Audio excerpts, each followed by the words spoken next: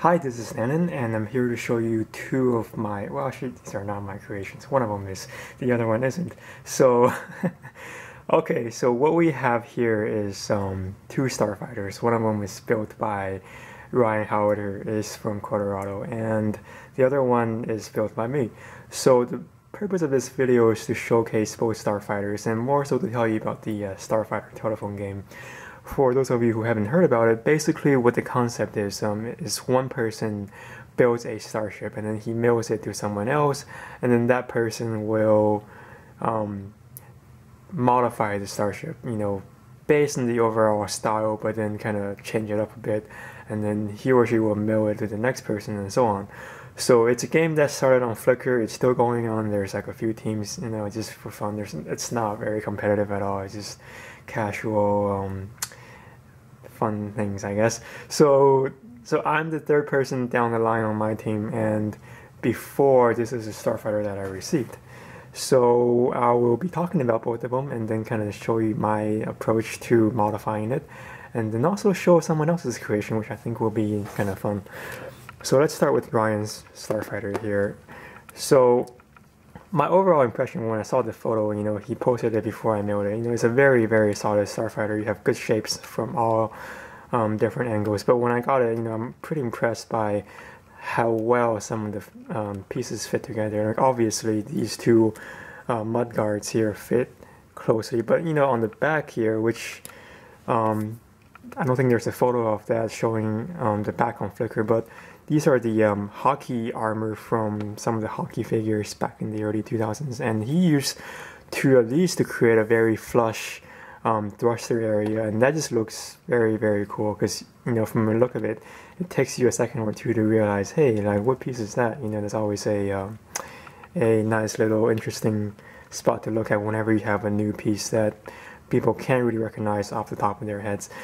And this sides, I won't go into detail, and they are connected by the that's not on top building technique, also known as snot. And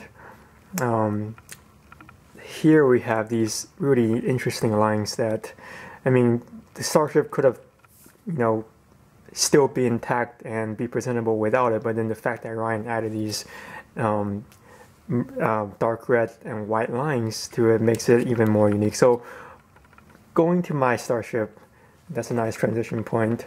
I wanted to kind of play on that motif and incorporate those dark red and white lines into my spaceship. But to begin with, what I actually did was I built the body of the Starfighter first. And so, it was kind of hard to imagine, okay, where else do I want to go with it? So I'll just show you what it looks like before I added the wings. And it actually looks, I'll just cover it up with my hands right now, but it actually looks like a micro scale, not a Starfighter, but a micro scale ship of some sort, because it's chunky, it's blocky, it doesn't really have wings. And the challenge comes in, where do I want to put the wings and what shape do I want them to be?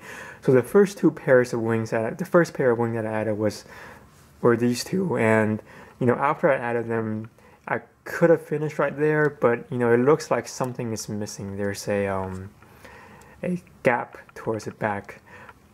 But at the same time, I've already put on thrusters, so what am I going to do? So I figured, you know what, it's too late to change things. I do like to leave the thrusters on there, it looks cool. So I just, added a third wing or fin in the back, and that really completed the overall look of the starship. So the front here is the piece that I've been raving about in one of my reviews, this container piece here, and I used it as the cockpit essentially, and it actually works quite well because in Ryan's starship he was using the purple windshield, so turns out that this piece was also in purple, so it actually worked out quite well. And here's the underside of the ship.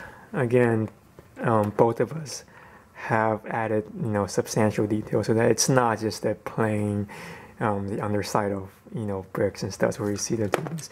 And this is actually for this attachment of the display stand that he actually built and it's angled so that, let's see, so when the ship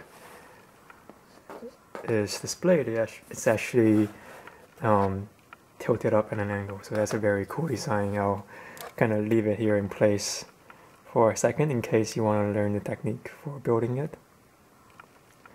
And for me, I kind of copped out and I used a regular plain old display stand, and it still works.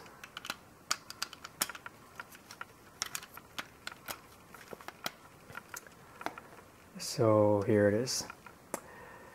Alright, thanks for watching, hope you liked it.